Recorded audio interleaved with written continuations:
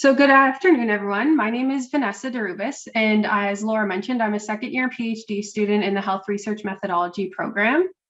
So today I'm going to be talking to you about the association between teacher distress and student mental health outcomes. And as Laura also said, I completed this project for my independent study, which is a requirement for the comprehensive exam for the PhD program. So as of 2014, approximately 1 in 5 children and adolescents have been found to have a mental health disorder. It's important that we address this rise in mental health concerns, as those with better mental health during this period are more likely to have positive social relationships, healthier lifestyles, and reduced risk of psychiatric disorders later in life. So mental health in children and youth is often measured or defined as internalizing and externalizing symptoms. Internalizing symptoms or conditions are said to be directed inward toward the child and can help explain the emotional or psychological state of a child. These conditions include anxiety or depressive disorders or psychosomatic complaints. On the other hand, externalizing symptoms are said to be directed outward and have a greater influence on the physical environment. These include conduct disorder, aggression, or violence. So when we think about the mental health of children and youth, it's important that we recognize the various factors within the school environment that may make these individuals have an increased risk of worse mental health. To think through potential risk factors for student mental health, it's important to apply a theoretical framework. This framework by Townsend and Foster was adapted by the ecological systems theory to better fit the school environment. So starting with the very first level within the framework, which is student demographics. Factors such as the age of a student, their sex, their race, or family assets may influence the mental health of students. At the school organization and school community level, factors such as classroom size, school socioeconomic status, school urbanicity, and teachers' mental health will also play a role in the mental health of students. A notable potential risk factor for students' mental health includes the well-being and the mental health of the students' teachers. Evidence from the literature suggests that feelings of distress or burnout by teachers impact students both socially and academically. Harding et al. Found that teacher well-being was significantly associated with better student well-being and lower psychological distress. Another study found that classrooms that had a teacher who reported higher feelings of burnout predicted higher cortisol levels in children, which was used to measure physiological stress response. A systematic review by Kedger et al. Noted that when exploring the factors that influence students' mental health, there are few studies that consider the impact of school-level factors, including feelings of safety or belonging within the school environment. There's an apparent gap in the literature exploring the association between teacher distress and student mental health outcomes, including variables at the student, classroom, and school level. So that brings us to the objectives of the current study. We first aim to determine the direction, form, and strength of the association between teacher distress and student mental health outcomes in children and adolescents in grades 6 to 12 in Ontario, Canada. The second objective was to identify social processes within schools that may exacerbate or mitigate the strength of the association. We conducted a cross-sectional study using data from the 2014 School Mental Health Survey. We conducted all statistical analyses using SAS. So to address our first objective, a 3-level multivariable linear regression model using generalized linear models was conducted. Random intercepts were included in the model for classrooms and schools, and all remaining covariates were included as fixed effects. Proc-limits was used to calculate beta coefficients, standard errors, and p-values. To evaluate the second objective, the main effects and the interaction terms for school safety and school belonging were added to the model. Teacher distress, school safety, and school belonging were all grand mean centered to aid the interpretability of these interaction terms. Given the cross-informant nature of this association, meaning we wanted to use a teacher-level variable to understand mental health outcomes at the student level, it was important to identify potential covariates at the student, classroom, and school levels. The main explanatory variable was teacher distress. To measure teacher distress, teachers were asked to report feelings of nervousness, hopelessness, feeling restless or worthless. To measure student mental health outcomes, students were asked to report experiences of both internalizing and externalizing symptoms, which were both the main dependent variables of this study. All student-level predictors and potential effect modifiers were reported by students.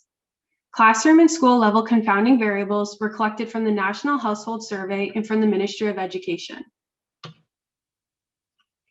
So after excluding students missing a measurement of teacher distress or both internalizing and externalizing symptoms, we were left with a total of 23,556 students and approximately 1,500 teachers.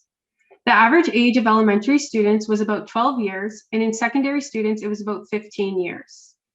In both elementary and secondary students, approximately 52% of the students were female. The average score for internalizing and externalizing symptoms was slightly lower in elementary students than in secondary students. Teachers of both elementary and secondary students reported an average score of about 4 for teacher distress. This is just slightly lower than established cutoffs indicating moderate psychological distress. So all analyses were separately run for elementary and secondary students. We ran an unadjusted model and a second model adjusted for student predictors, classroom and school level confounding variables, and the interaction terms of school safety and school belonging with teacher distress. Among elementary school students, for every unit increase in teacher distress, internalizing symptoms increased by 0.02. Findings were similar among secondary students, where the beta coefficient was also 0.02. Similar to internalizing symptoms, for every unit increase in teacher distress, elementary school students experienced an increase of externalizing symptoms by 0.03. However, among secondary students, when teachers' distress increased, externalizing symptoms decreased by 0.001. So as I mentioned earlier, we included interaction terms in the model to test for effect modification. Interaction terms are significant for school safety by teacher distress for internalizing symptoms, and for school safety by teacher distress for externalizing symptoms among elementary school students only. To better visualize these significant interaction terms, we plotted them and estimated simple slopes. Estimating simple slopes is used to better understand the interaction of a continuous independent variable, which in this case is teacher distress, with a continuous effect modifying variable, which is school safety. The simple slopes can allow us to better understand how the slope of teacher distress changes when school safety increases by 1 unit. So although the interaction term for school safety by teacher distress for internalizing symptoms was statistically significant, estimation of simple slopes for this association was insignificant when looking at the various levels of student-reported school safety. So this means that the association does not depend on school safety. However, when we estimated the simple slopes for externalizing symptoms, it indicates a significant negative association between teacher distress and externalizing symptoms for average school safety and school safety greater than 1 standard deviation. The association between teacher distress and externalizing symptoms was not statistically significant for school safety less than 1 standard deviation. So this essentially means that the association between teacher distress and externalizing symptoms depends on the level of student-reported perceived school safety. So now for the conclusions of the project. So overall, the results of this study highlight the importance of understanding how the factors within the school environment can influence the mental health of students. Although beta coefficients were relatively small for all associations, it's imperative to recognize the cross-informant nature of this association, meaning that one single teacher may influence the mental health and well-being of several students within their classroom. This study was also able to explore the impact of effect modification. The results suggest that the association between teacher distress and student mental health among elementary school students is partially dependent on school safety. This further exemplifies the importance of the role that the school environment plays on student mental health. So to the best of our knowledge, this is one of the first studies that aim to understand the association between teacher distress and student mental health outcomes in the Canadian context. The School Mental Health Survey is a unique and comprehensive data set with demonstrated validity and reliability of all scales within the survey. So a potential limitation of this study is related to the cross-sectional nature of the study, making it difficult for us to assess temporality. Although we assess the impact of teacher distress on student mental health outcomes, it's quite possible this association is truly reciprocal, and the mental health of students may influence teachers' distress as well. We were also unable to account for missing data, as there are inconsistencies in the literature on how to use multiple imputations in complex cross-informant associations. So this may have been problematic since the sample size decreased when we added additional variables to the model. So overall, the findings from this study can be used by schools, school boards, and ministries of education when considering the development of mental health prevention strategies.